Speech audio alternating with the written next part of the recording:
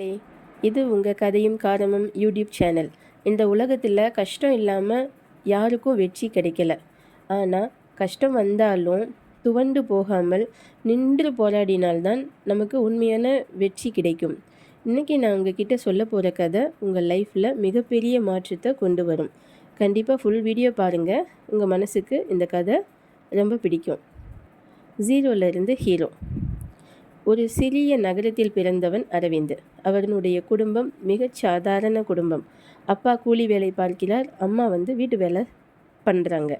பணம் குறைவு, ஆதாரம் குறைவு, ஆனால் கனவு மட்டும் மிக பெரியது.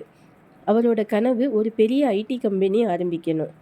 காலேஜ் முடிந்ததும் ஜாப் தேடினார். பல இன்டர்வியூக்களில் ரிஜெக்ட் ஆனார்.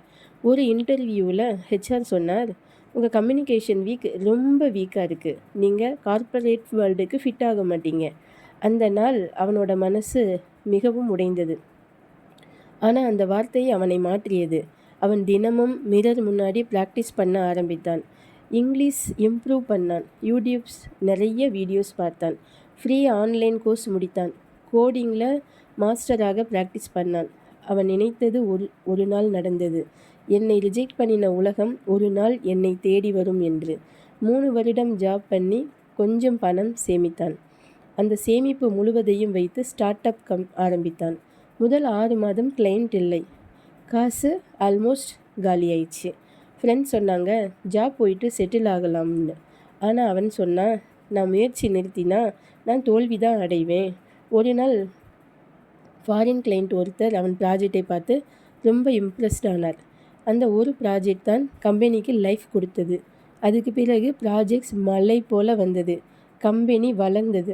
50 பேருக்கு அவன் வேலை கொடுத்தான். 10 வருடங்கள் கழித்து அதே ஹெச்ஆர் இருந்த கம்பெனிக்கு அவன் சிஇஓவாக கெஸ்டாக போனான். ஸ்டேஜில் நின்று சொன்னான், கம்யூனிகேஷன் வீக்குன்னு சொன்னது உண்மைதான், ஆனால் என்னோட டிட்டர்மினேஷன் ஸ்ட்ராங்குன்னு நான் நிரூபித்தேன். ஜீரோலேருந்து ஹீரோ ஆகிறதுக்கு சீக்ரெட் ஒன்று தான், நெவர் கியூட். தேங்க்யூ மக்களே.